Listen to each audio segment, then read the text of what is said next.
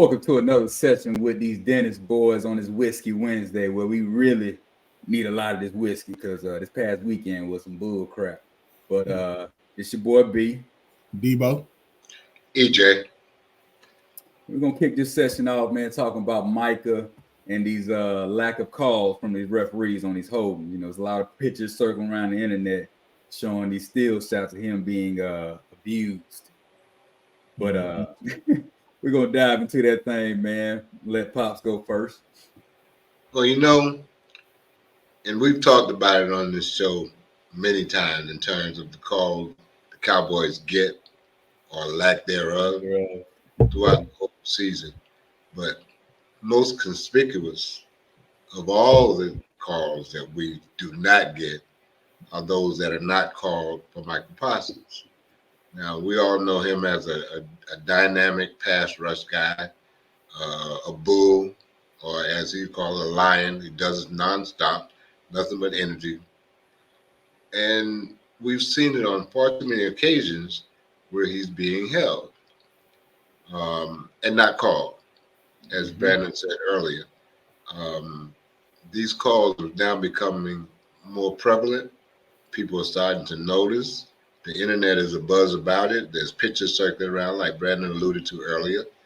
And I'm hoping it's about time that some things are done to address it. And I mean, the calls that they're missing, I mean, that they have his arms around his neck, clearly grasping. He's almost got a tackle, and they're holding his shirt.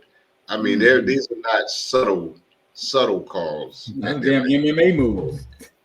Exactly. These are a major calls that they're missing. Nothing subtle about them at all. Now, in terms of it coming out now, one of the conversations I heard today, Jerry Jones spoke out about it, kind of, sort of. He has brought some attention to it, and he's concerned as well. Now, when I hear Jerry Jones talking about it, you know, along the terms of conversations I've heard today as well, he has a two-headed situation when it comes to that.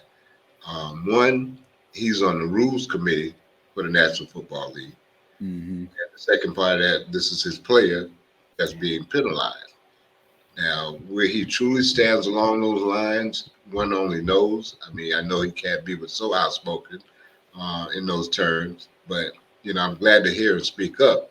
The other part of that situation is, you know, if you start letting those calls or stop letting those calls go and start calling more of them, you know, you have like Nick Bosa, you got Myles Garrett. I mean, those guys are experiencing the same things as well.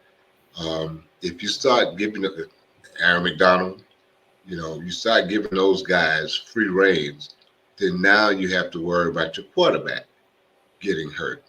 So it's kind of like a catch-22 situation in terms of Jerry Jones looking to it, because he's got a $240 million quarterback that he's trying to protect, but at the same time, he's trying to win ball games.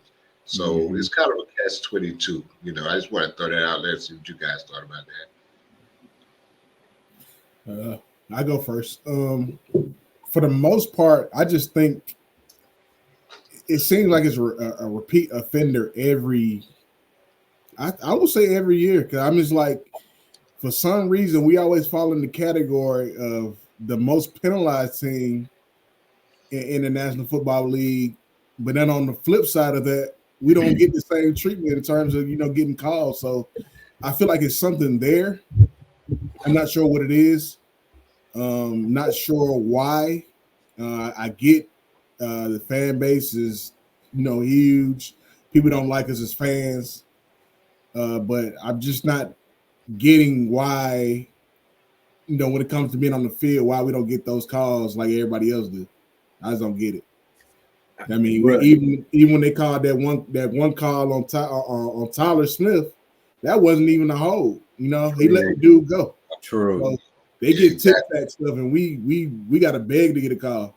That's real. That's real. That even makes what we talk about that much more outstanding when you see something like that called against us.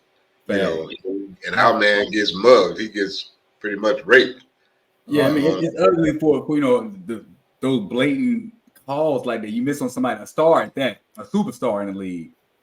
The league should want him to shine. You know what I'm saying? For the biggest brand, the biggest player, why wouldn't you want him to get those holding calls? Because that's still gonna give him shine. You know what I'm saying? Right. That's part of his production. That's part of his metrics. That's all that. All that's considered when guys getting pressured and he getting holding calls. He gets credit for that. That benefits his defense. His defense is going to be helped tremendously by those added 10 or 15 yards. You know what I'm saying? So, and those are crucial calls that are missed that can change the fate of the game, as it did for us. That was a crucial play right there that that we were referring to. And that was a real game-changing play that could have made a difference. But on the flip side of that, you can look at it like everybody else getting held too, but like I said, I think it's at a higher clip, for us, and more blatant, obvious calls. But I don't know what it is we're gonna have to do to change that. It's just something that just what it is. It comes with us. We got to play through it. I know, but something like that, you gotta call those. One, he getting choked by one arm and somebody grabbing around the waist. Like, what are you doing? They're doing a tandem dance? What are you doing? All right. Hey, but even a more glaring statistic that I heard, which is even more disturbing, is that Micah Parsons hadn't had one of them calls go in his favor in 36 quarters. That's just wild. Especially for a guy with his intensity, his motor. Yes, I mean that's somebody that has to seem wrong to somebody. And to take it a step further with what you were talking about, Brandon, the way the calls, and I heard you mention it too, Devin, the way the calls are going, the ones against the Cowboys always seem to be momentum stoppers. Right. If we had a tape of all the calls throughout the season that either stopped us from making a fourth down saving tackle on the end, or either prevented us, or someone called a hold against us on a third down conversion. Those kind of things have been happening throughout the entire year. It always seems to be a call that impacts the Cowboys' momentum. Somebody's got to pay attention to that. Besides us. So somebody is. But get that check. But you know what, too, is this maybe they know, maybe they just don't care. See what I'm saying? Because at the end of the day, people either want to see us, a lot of people want to see us lose. Of course, us as fans want to see us win. So it's a win-win for them. So it's like if you keep us in the losing column, you're gonna win regardless, So that's how you gotta look at it too. Yeah, that's real. But I mean, you don't stand a chance. You don't stand a chance in the playoff if your main guy, who's the most impactful person on the field, is getting held continuously. And then for the other team, shit, if they ain't calling it, I'm gonna keep doing it until they don't. Until they do. You know what I'm saying? So why would I stop? But even more so than what it's doing to us as a team, when you let shit like that go, it's like attacking the integrity of the game. That's a statement about the integrity of the game. Are you gonna do that to the point where you are influencing the game? I mean, come on now. And as much as people bet nowadays, betting is the biggest thing out there now. So every call the official makes impacts the outcome of a game. When you see what they're doing to the Dallas Cowboys, just think about the impact, because these are impact plays that they're making these calls on. This is people's dollars that are going into this thing. So I'm gonna have to agree with both of y'all. Something is going to have to be done or changed at some point, because there's going to be an outcry, and it already is starting to be. Right. Because it's your product. It's NFL. This is your product. If your fans and your consumers start to believe that your product is tainted, they're gonna stop. They should stop watching. We smart. You know what I'm saying? Yeah, I will freely do it. If I see that the game is really being continuously tainted against my team, why would I watch that? Right. You know what I'm saying? Especially if it's blatant like that. Like, come on now, you're a referee, you're a back judge. You looking. That's all your job is. And he's clearly in the middle, right there. You got a clear eye view. There's a picture of you looking at him. Right. How do you miss that? Just Just think about how many plays in recent games where you've heard the announcer say, "I didn't really see nothing there," or that was holding, Right. They're, and once upon a time that was taboo. The announcer would not say nothing against the official, but you notice more and more now as They the calling them officials out. are getting worse. Even though the head judge they be calling in, he be calling the referees out. Mm-hmm.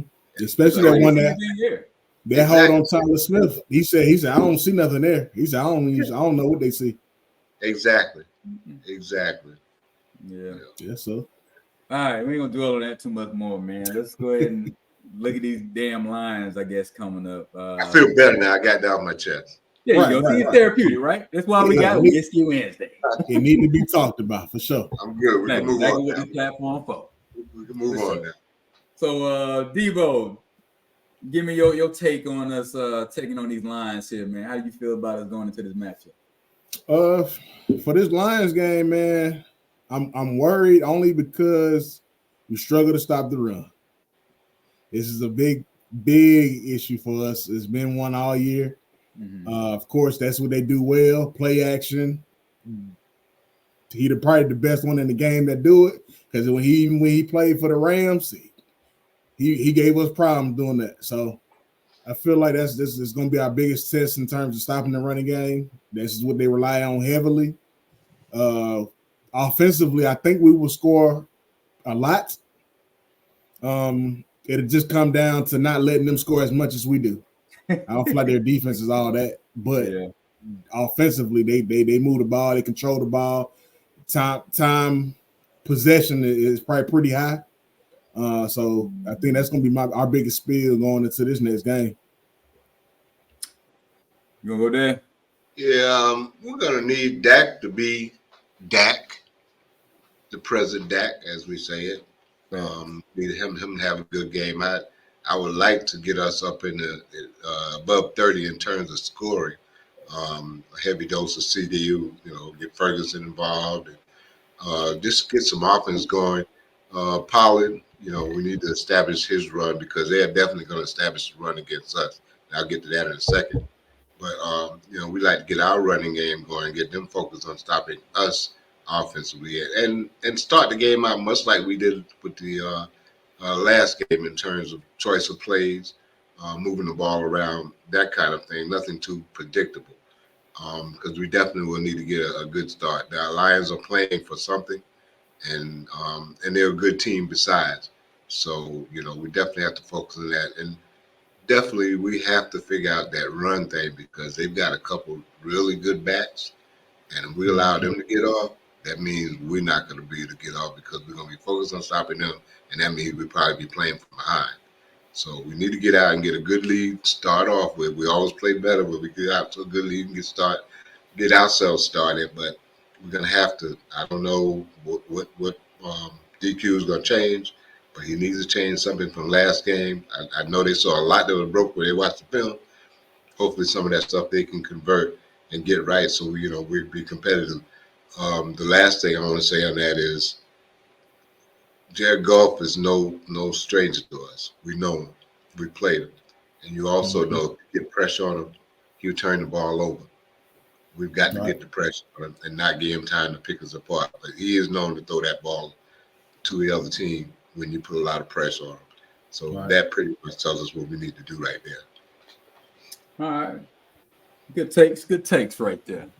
Before I looked at these numbers here, I kind of thought we were better overall, but contrary to popular belief, we're actually almost mirror image to each other. Like, we're almost ranked evenly in almost every category except points allowed per game. So we're ranked 5th while they're ranked 24th. But everything else is really like tight. Like, we're real close in everything, time possession, every category, like 1 or 2, rankings off. But this game is going to come down to us maintaining our dominance at home offensively. And defense haven't really been that bad, honestly. Like, I was kind of terrified of the Dolphins backfield, but we was able to contain that. We only gave it 1 touchdown. You know what I'm saying? So ain't really tripping on the defense. Defense been showing up. Offense, they mail it in on the road. That's pretty much gonna tell the tale for the story, right? Because even the Bills game, saying you're right. You're right about that, bro. Yeah. So it's on deck in them boys. You know what I'm saying? If on the road, if your defense is holding a opposing offense to 20, 23 and under, hell, that's still on the road. Your offense got to come with it. They got to maintain. When you averaging 40 at the crib, it shouldn't be much for you to score 26, 20, 28, 25 points on the road. It shouldn't be if you're elite and you're a legit contender. So saying that, I feel that going into the playoffs, we need to have this win. We need to make a statement. This need to be another 40-plus win. Defensively, I'm gonna get them a little wiggle room. They are a high-powered offense. You know what I'm saying? They do have a lot of good weapons, legit weapons. So they can get in the 20s, maybe in the 30s. You know what I'm saying? But I want 40, and I'll be cool with that. And I think defense, they're gonna be cool when the playoff starts. I'm gonna be cool on that. So I just need offense to show up. It's on y'all. Y'all gonna have to be the one to carry it. I know defense gonna put enough resistance in the playoff. Y'all gonna have to put the points. So that's what I gotta say. But you know what? You want to say something different? Yeah, I was gonna say. So what y'all think about the Rashad Evans him being cut? I mean that puts us down one linebacker.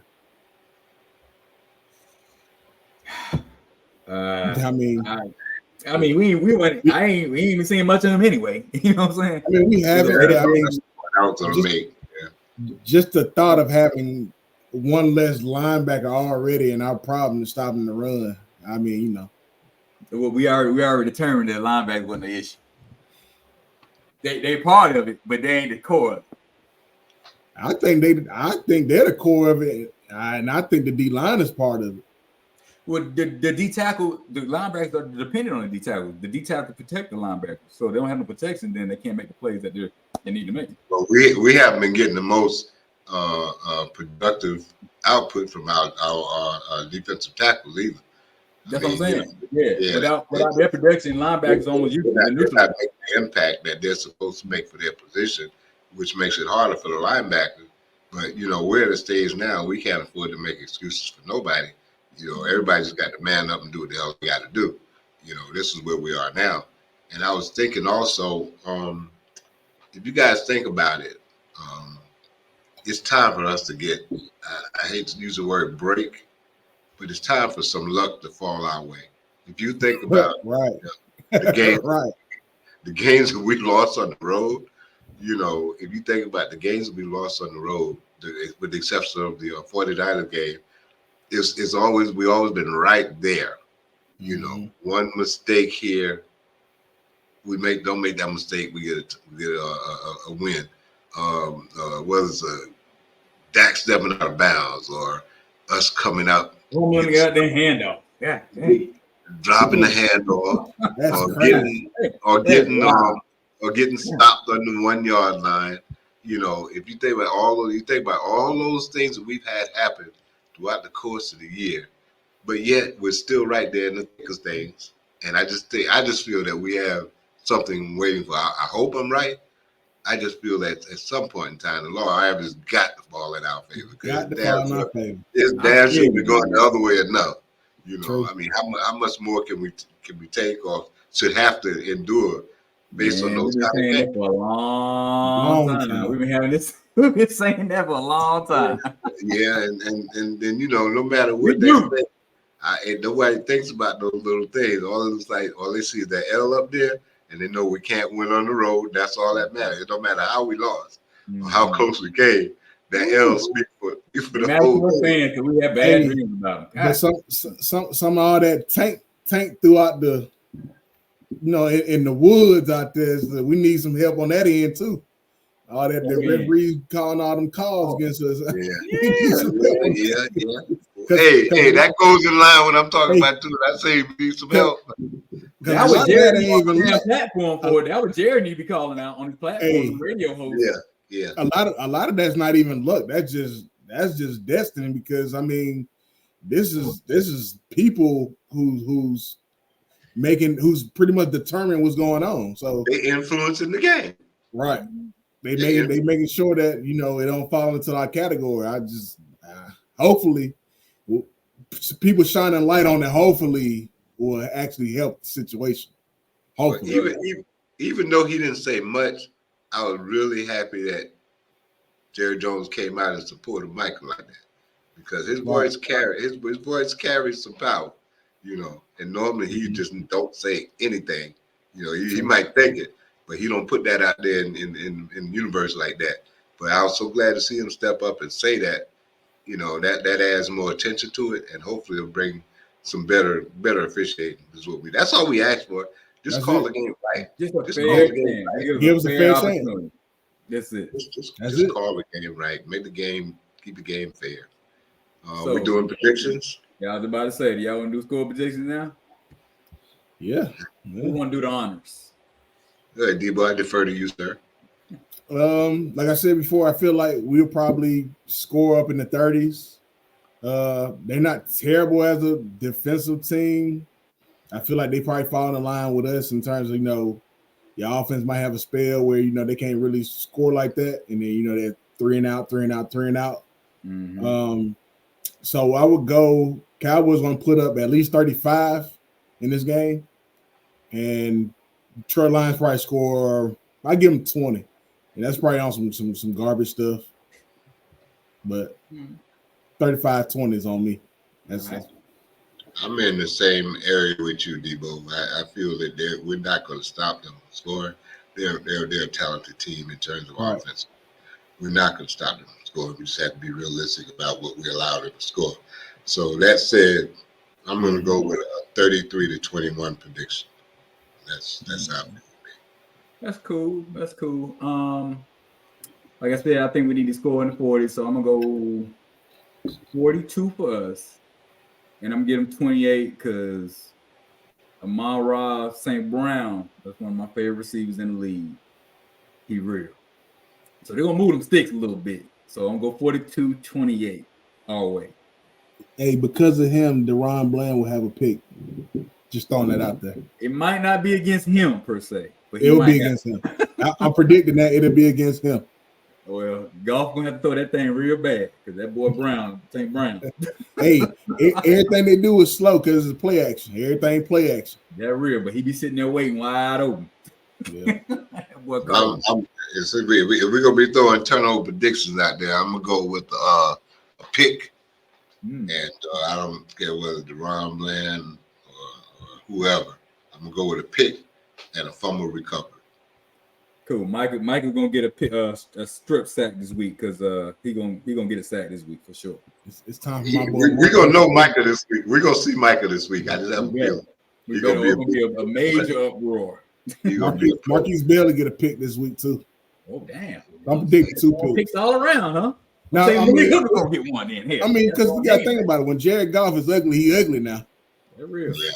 Yeah. He turned that way. He ugly, but when he playing good, he playing good. That's facts. You gotta think about it like that. They're real. And you also gotta think about the fact that we create the most turnovers basically in the league. We've been kind of short on that lately. We overdo in that area too. So on that road, man. I think we're gonna come back into our own this weekend and get a couple of those turnovers, and the world is right again. Right. I hope you're right, Pops. All right, on that note, man, we're gonna wrap it up, man. We sure appreciate y'all joining us again on a Whiskey Wednesday. But it's your boy B. We're gonna catch y'all next time. Like, subscribe, and comment. Y'all guys, let them know. Good night, y'all.